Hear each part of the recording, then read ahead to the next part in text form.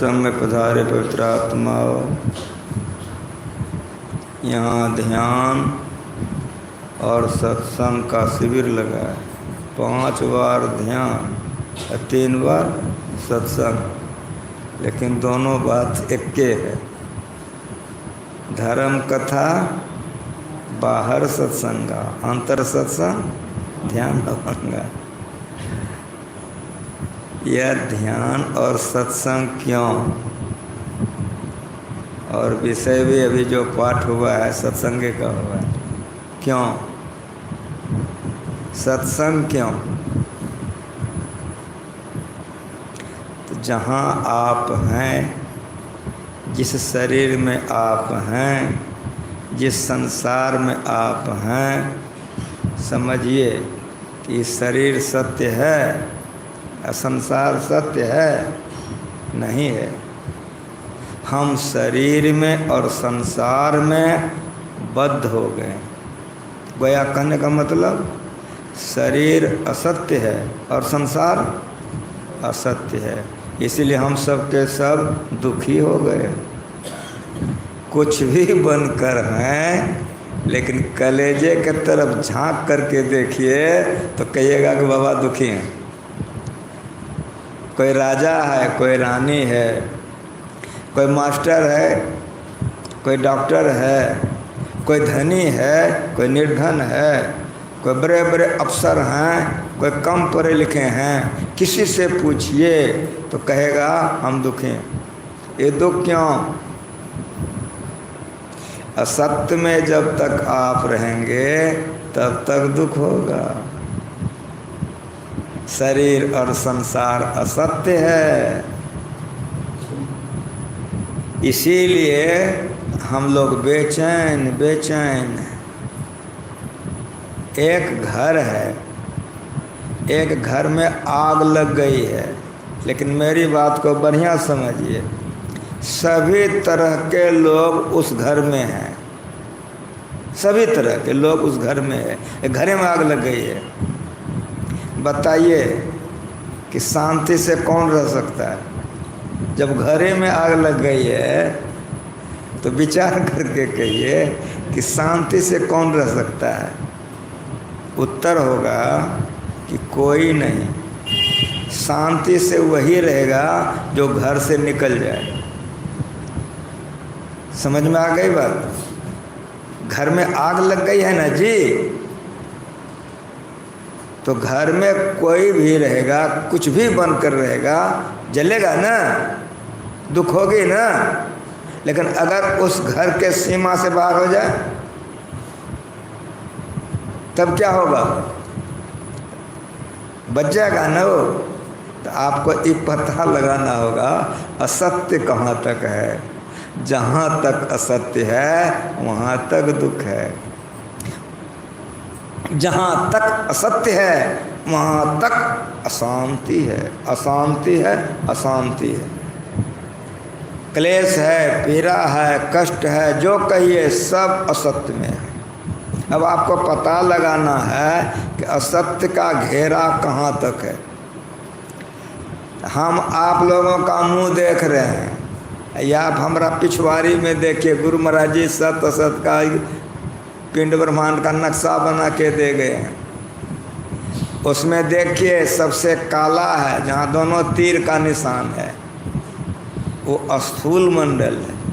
वहाँ लिखा हुआ है स्थूल मंडल असत्य है।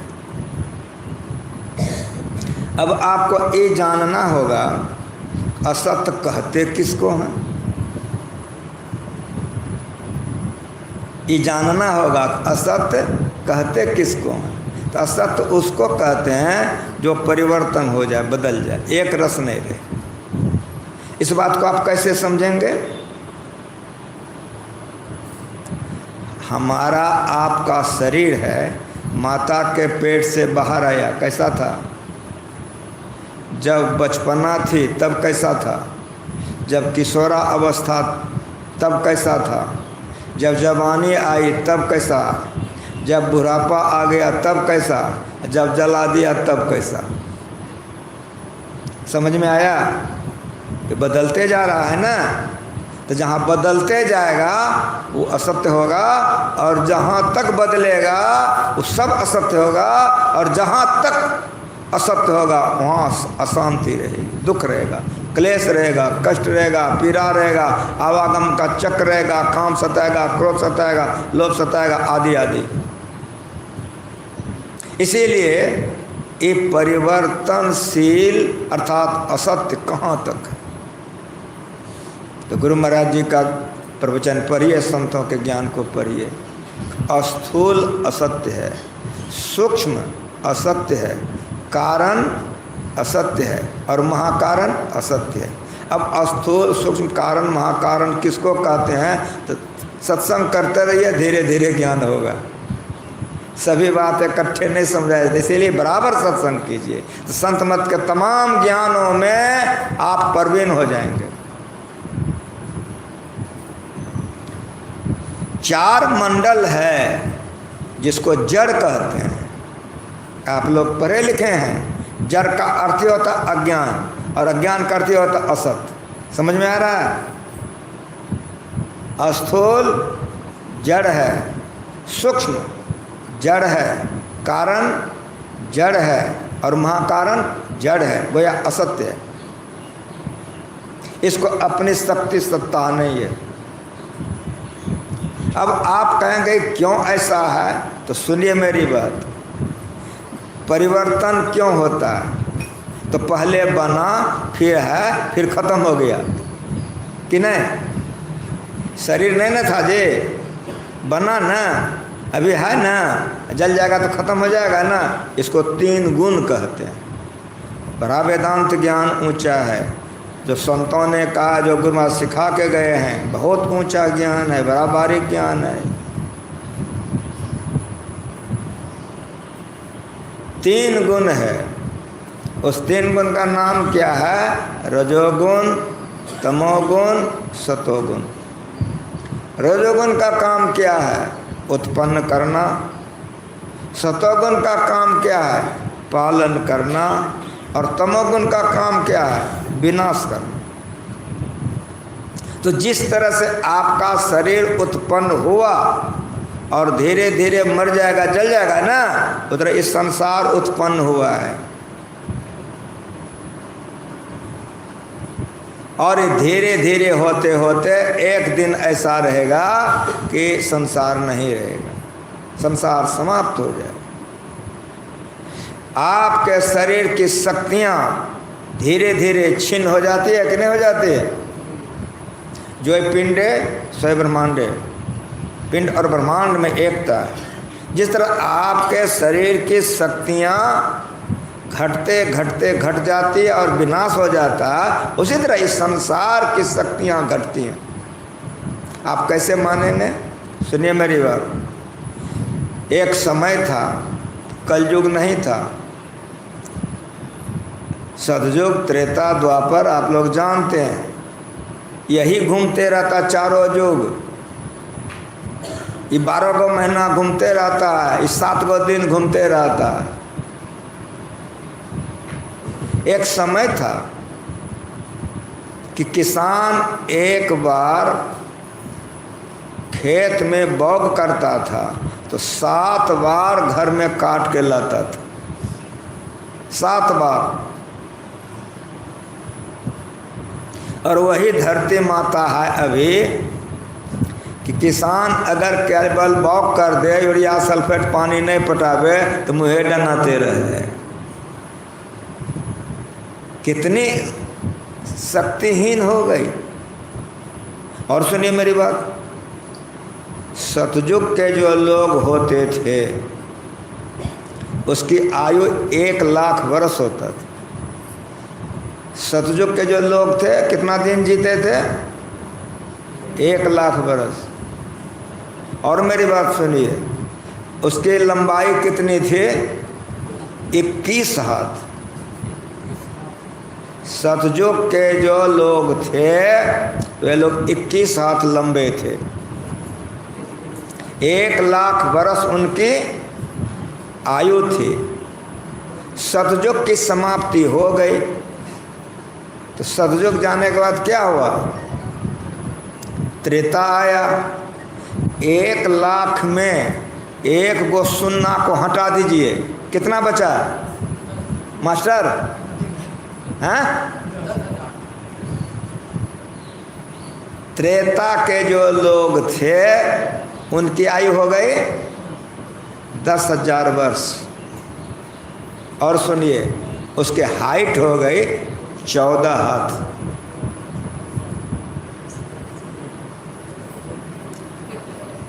त्रेता खत्म हो गई ना, द्वापर आ गया ना, युग बदल गया ना। सब लोग जानते हैं, हमसे बेसी जानते हैं। ये मत समझिए कि हम ऊपर में बैठे तो हम बेसी जानते हैं, लेकिन गुरु महाराज ऐसे गुरु मिले हैं, सबको पढ़ा के गए हैं। लेकिन जो बात पाठ हुआ है उसको ठीक ठीक समझने के लिए बुद्धि चाहिए, गंभीर ज्ञान को ठीक ठीक समझिए। युग क्या है? त्रेता। हाइट कितना है? 14 हाथ। आयु कितना है? 10,000 वर्ष। अब उस 10,000 में 1 सुन्ना को फिर हटा दीजिए, कितना बचा मास्टर? त्रेता के बाद कौन युग आया? द्वापर युग। द्वापर में हाइट हो गया 7 हाथ का। भगवान राम 14 हाथ के थे और भगवान कृष्ण 7 हाथ के थे। अवतार हुआ है ना, किसी तरह से प्रमाण के साथ समझिएगा ना। हाइट हो गई 7 हाथ और आयु हो गई 1,000 वर्ष। समझ रहे हैं? द्वापर युग की समाप्ति हो गई, कलयुग का प्रवेश हो गया। तो 1,000 में से 1 सुन्ना फिर आप हटा दीजिए, कितना बच गया? कलयुग का आयु 100 वर्ष और हाइट 3.5 हाथ। जो कलयुग का अंतिम चरण होगा,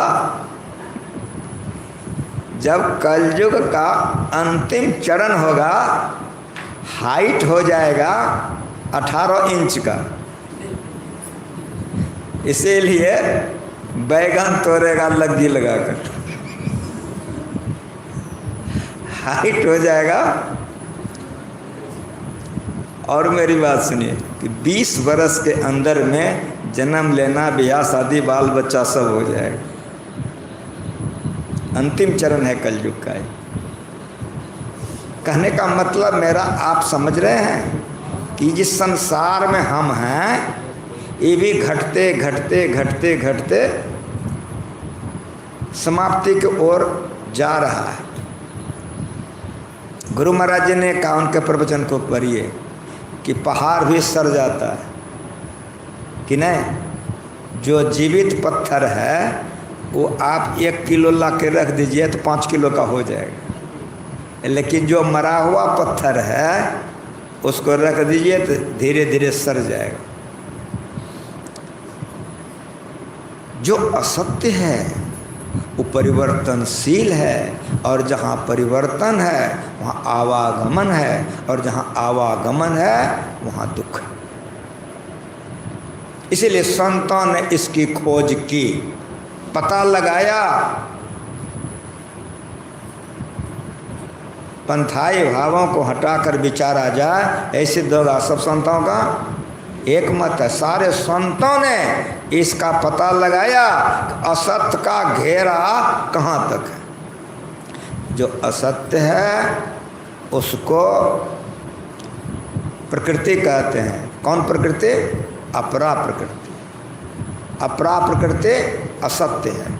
लेकिन बढ़िया से सुनिए कि अपरा प्रकृति असत्य है, लेकिन 4 भागों में विभक्त है। ये वेदांत सुनने आए हैं, सत्संग सुनने आए। वेदांत ज्ञान है, सत्संग का ज्ञान बड़ा ऊंचा ज्ञान है। खाली किस्सा कहानी है और मेरा गुरु ने सिखाया है, बहुत ऊंचा ज्ञान है।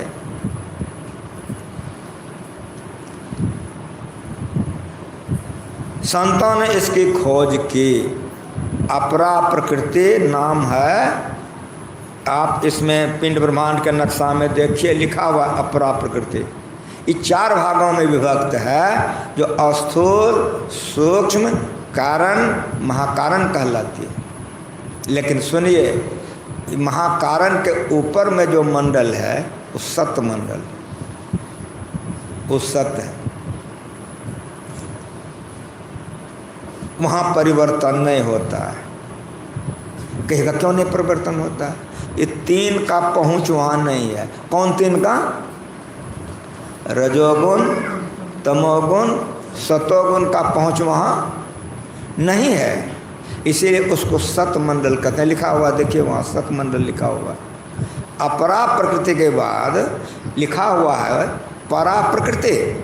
जो परा प्रकृति है वो सत्य है, जो अपरा प्रकृति है वो असत्य है। मेरी बात समझ में आ रही है? और इस बात को बढ़िया से समझिए कि जो परा प्रकृति है वह सत्य है, जो अपरा प्रकृति है असत्य है। अपरा प्रकृति रूपांतरित होते रहती है, परा प्रकृति में रूपांतरित नहीं होती है, वो सदा एक रस रहता है। लेकिन सिद्धांत को पढ़िए, सुबह सुबह हम लोग पढ़ते हैं कि यह प्रकृति द्वय में ना 2, ये प्रकृति द्वय, उत्पत्ति लय होवे प्रभु के मौज से। ये अजा अनाद्या स्वयं है, हरगिज न कहना चाहिए। परा प्रकृति सत्य है लेकिन अजा अनाद्या नहीं है। अगर अजा अनाद्या है तो एक परमात्मा है। इसीलिए हम लोग प्रातः पढ़ते हैं, आज भी हम लोग पढ़े हैं, सब क्षेत्र क्षर अपरा परा पर और अक्षर पर में। परमात्मा असत से तो परे है, ये है, लेकिन सत से भी परे है। यही माथा में लोग को जल्दी नहीं घुसता है, यही लोगों को माथा में जल्दी नहीं घुसता। इतना गंभीर ज्ञान है सत्संग का। किस्सा कहानी कहना, कुछ से कुछ करके समय निकाल लेना अलग है, लेकिन वास्तविक ज्ञान क्या सो समझिए। अपरा प्रकृति असत्य है, परा प्रकृति सत्य है, लेकिन ये अजा अनाद्या स्वयं है। तो गुरु महाराज जी दांत खींचने लगता है, हरगिज न कहना चाहिए। जिस तरह से परमात्मा के मौज से कंप हुए तो शब्द हुआ, तो पहले सतमंडल बना, पीछे चल करके असत मंडल बना। समझ रहे हमारी बात? अब देखिए मेरी बात, जीव आत्म प्रभु का अंश है, जस अंश नभ को देखिए। घटमट प्रपंचन जब मिटे नहीं अंश कहना चाहिए। ये प्रकृति उत्पत्ति लय होवे प्रभु की मौज से, यजान अध्याय स्वयं हरगिज न कहना चाहिए। ये गंभीर ज्ञान को समझिए। कबीर साहब कहते हैं, सत्संग जो पढ़िए, कि लाल लाल जो सब कोई कहे, सबकी गांठी लाल, गांठ खोल के परखे नाहे, तास भयो कंगाल।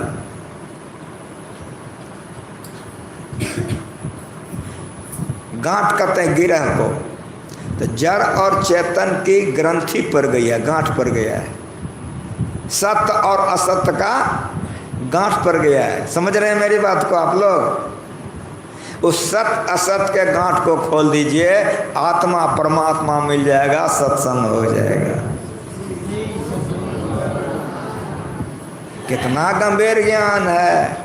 इसी के लिए अखिल भारतीय जिला वार्षिक होता है, कुछ से कुछ कहने के लिए नहीं होता है। लेकिन दुर्भाग्य है, गुरु महाराज जी का ज्ञान में जो ठीक ठीक पक गए हैं, समझ लिए, वो तो खुलासा कर लेते हैं, नहीं तो कोई किस्सा कहानी करके समय निकाल लेते हैं। ये वेदांत ज्ञान है, कहीं से समझिए। लाल लाल जो सब कोई कहे, सबके गांठे लाल, गांठ खोल के परखे ना, इतना से भयो कंगाल नगर या बाबरी, ये पागलों का नगर है। बाबरी में न पागल। जड़ चेतन की ग्रंथि पर गए हो, यदि विमृखा छूटत कठिन हो, इसी को छोड़ाने के लिए ध्यान है। और ये ध्यान में हम लोगों का मन लगे, इसी के लिए सत्संग है। सीधी सीधी बात, कोई लंबा चौड़ा भाषण नहीं।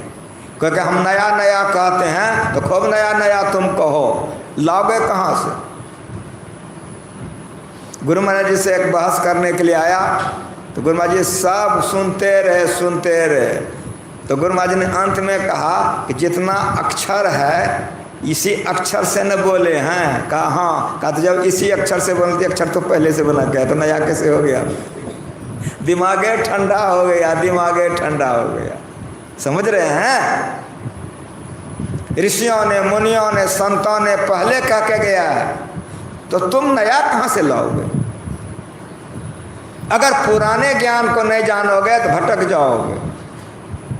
आत्मा सत्य है और परमात्मा सत्य है, खूब बढ़िया से आप लोग जानते हैं। तो सत्संग शब्द है ना, सत्संग शब्द में दो शब्द है, एक शब्द है सत्य और दूसरा शब्द है संग, है ना। तो सत्य किसको कहते हैं? थोड़ा तो जरूर आप लोग समझ गए हो, कन्योटा जरूर समझ गए हो। अब मेरी बात सुनिए, संग का अर्थ होता है मिलना। संग का अर्थ होता है मिलना, मिलाप करना। तो आप लोग पढ़े लिखे हैं, स्वजाति पदार्थ को मिलाइए, स्वजाति में मिल जाएगा। कोयला में कोयला मिलाइए, मिल जाएगा। तांबा में तांबा मिलाइए, मिल जाएगा। पत्थर में पत्थर मिलाइए, मिल जाएगा। पानी में पानी मिलाइए, मिल जाएगा। तो मिलाप को संग कहते हैं कि नहीं। अब मैं आपको पूछता हूँ, बहुत बढ़िया से सुनिए। अब मैं आपको पूछता हूँ कि पानी में पत्थर को मिलावे, मिल जाएगा ना? क्यों नहीं मिलेगा?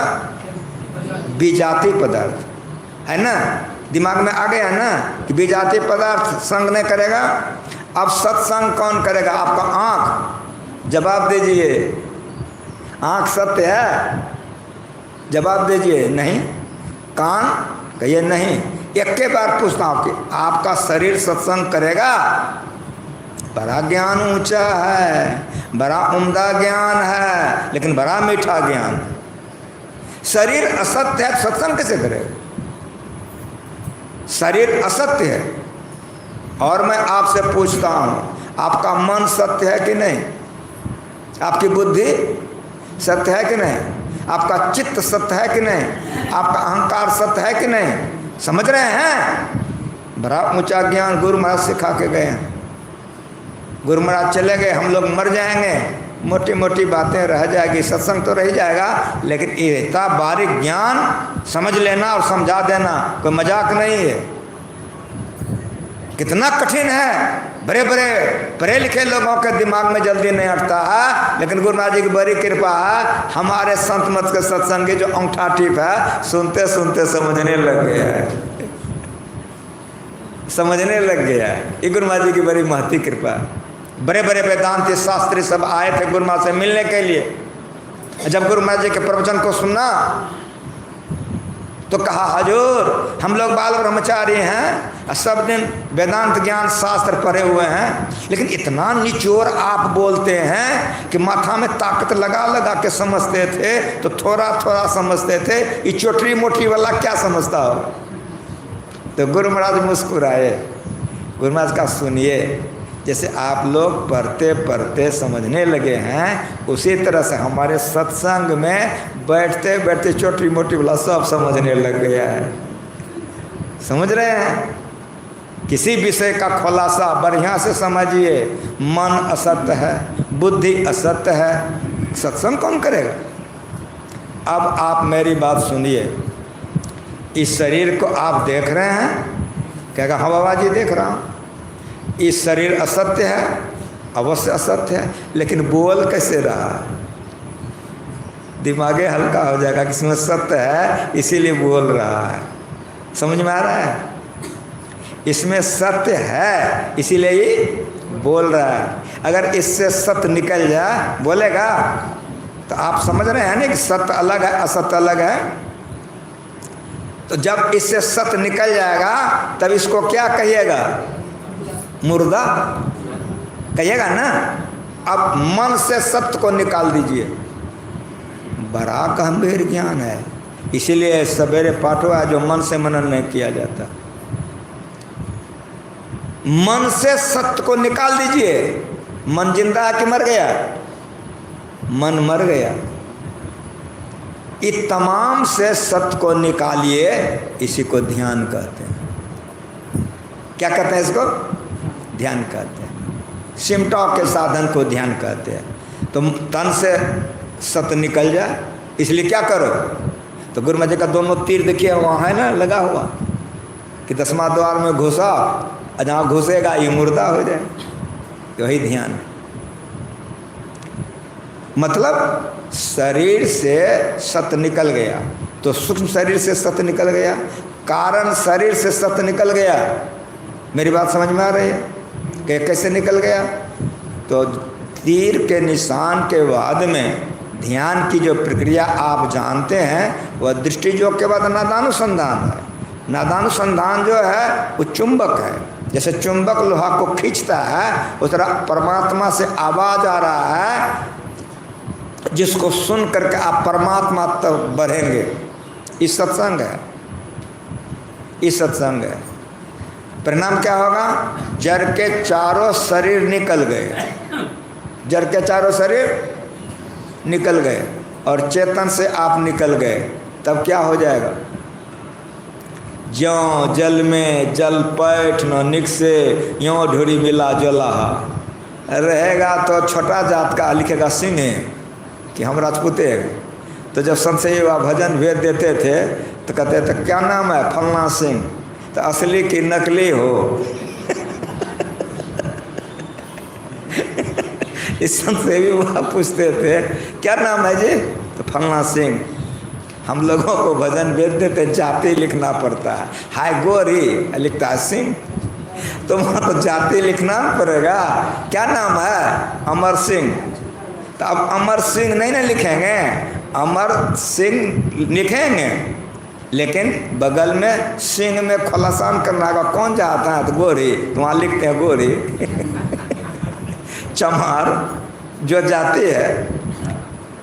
लेकिन इस सुनाना मैं क्यों चाहता हूँ कि हम लोग तो जाति छिपाते ना, लेकिन यहाँ सुनिए, ज्यों जल में जल पैठ नो निक से यों ढूढ़ी मिला ज्वलाहा। कन्योटा हिचक है। ये है संतवानी। ये संतवानी का रस लीजिए, मेरा गुरु सिखा के गया है। ये मस्ती है। राम भगत में जाको हितचित वाको अचरज कहा, गुरु प्रताप साधु संगति जग जीते जात ज्वलाहा।